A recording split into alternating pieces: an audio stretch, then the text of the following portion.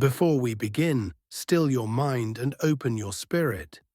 Some men are carried by history, others carve through it like blades through silk. Their power is not measured by muscle or fame, but by the silence that follows their movement. When the last embers of Japan's samurai age faded into the smoke of the Meiji Restoration, one warrior carried its spirit forward, not as nostalgia, but as living discipline.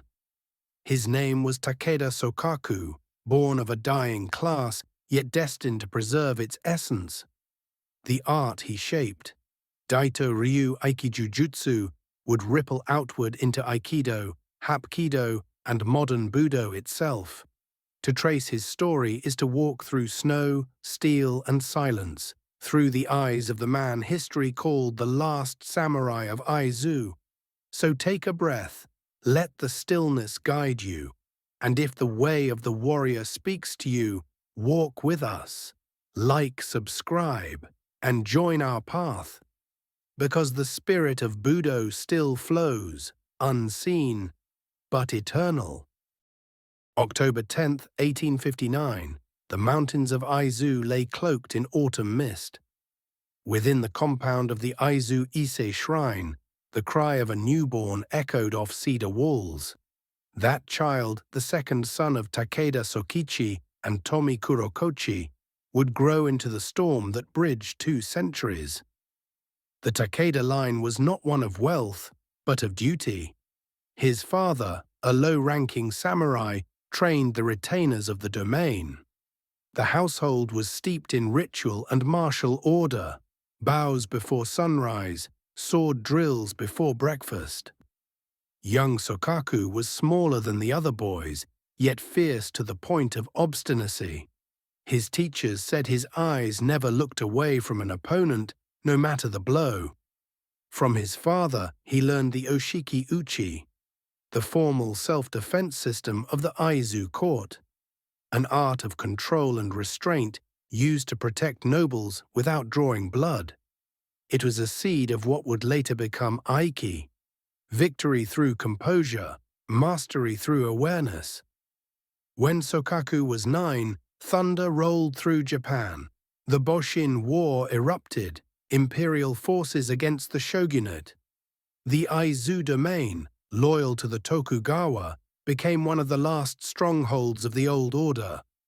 He watched from the hillside as cannon fire reduced Tsuruga Castle to flame. Snow turned black with ash. The samurai of Aizu, outnumbered and outgunned, fought to the last. Women of the Byakutai committed seppuku upon seeing what they thought was their lord's banner fall. For the boy, it was the death of the world he was born to serve. The swords of his ancestors were confiscated, his class stripped of rank.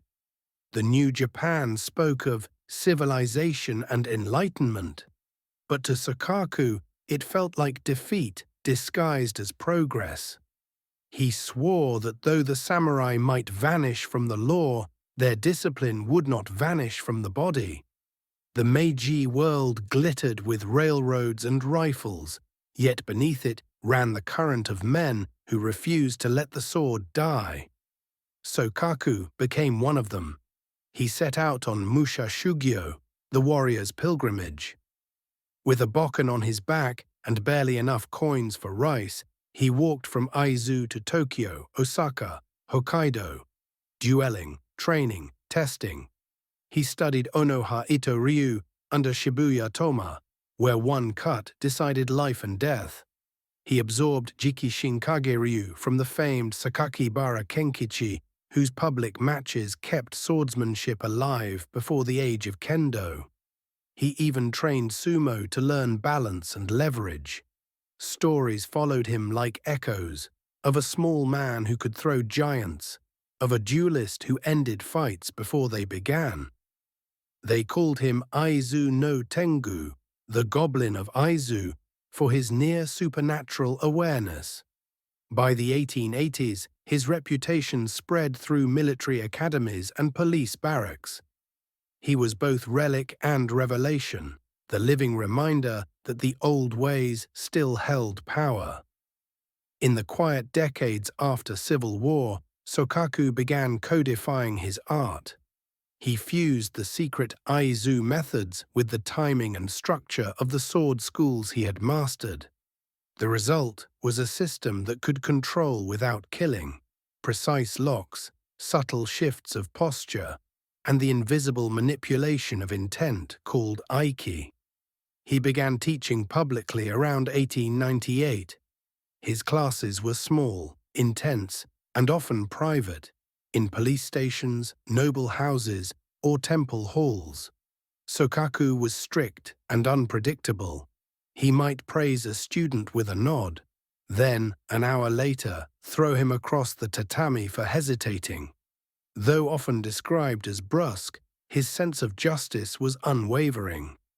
"Strength without restraint," he said, "is ignorance." He kept meticulous student records in ledgers known as the Eimeiroku. Because he was nearly illiterate, he dictated entries for others to write, dates, names, locations, and the exact fees charged.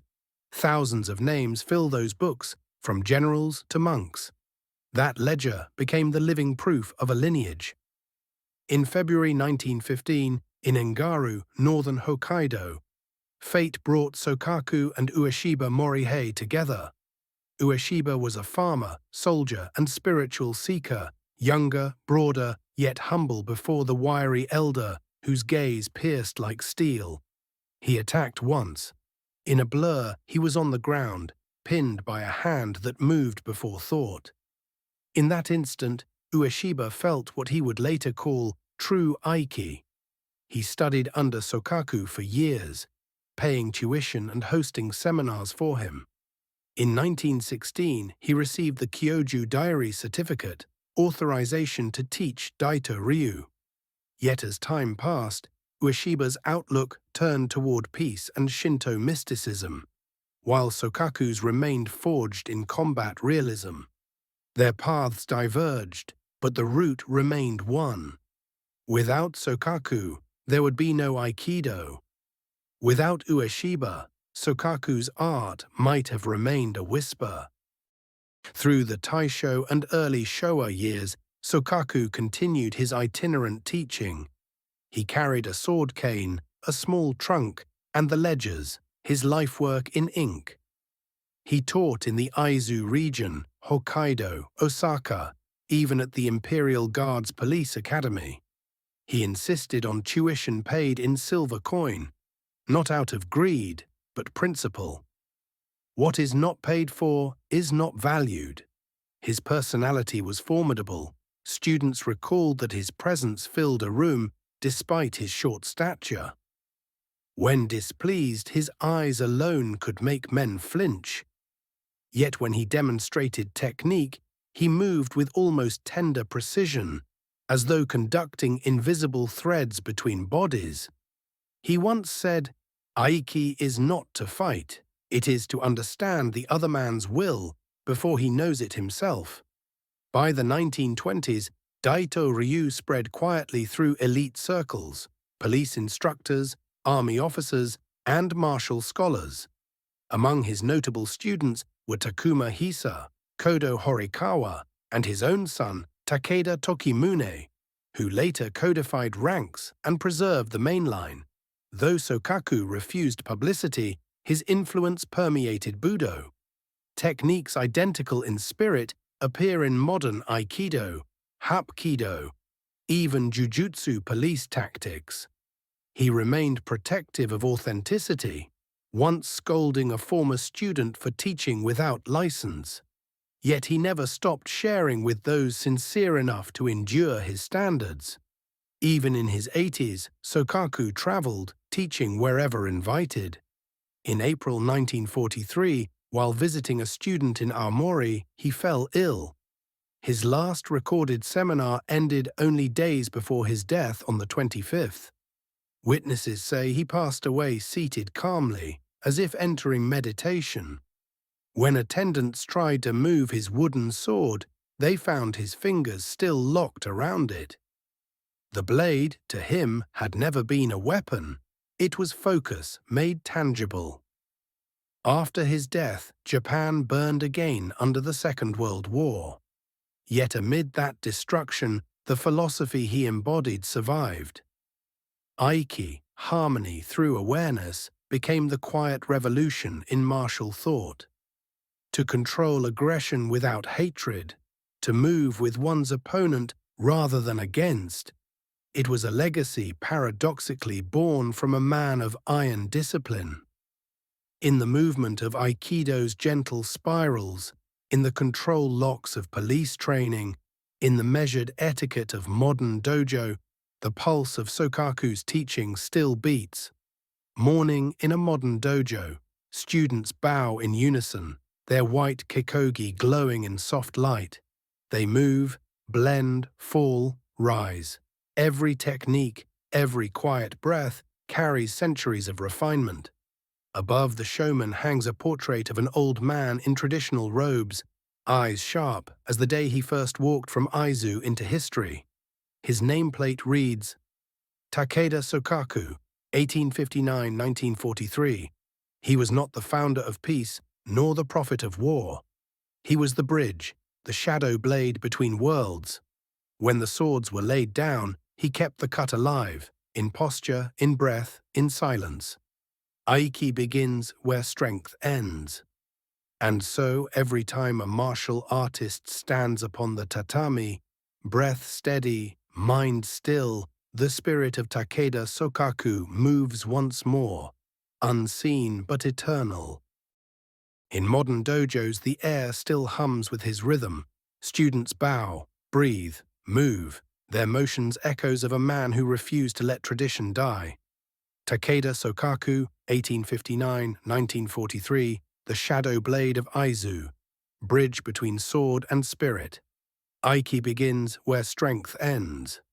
If you walk this path with us, subscribe to martial arts stories and history, where the warrior's past becomes our present discipline.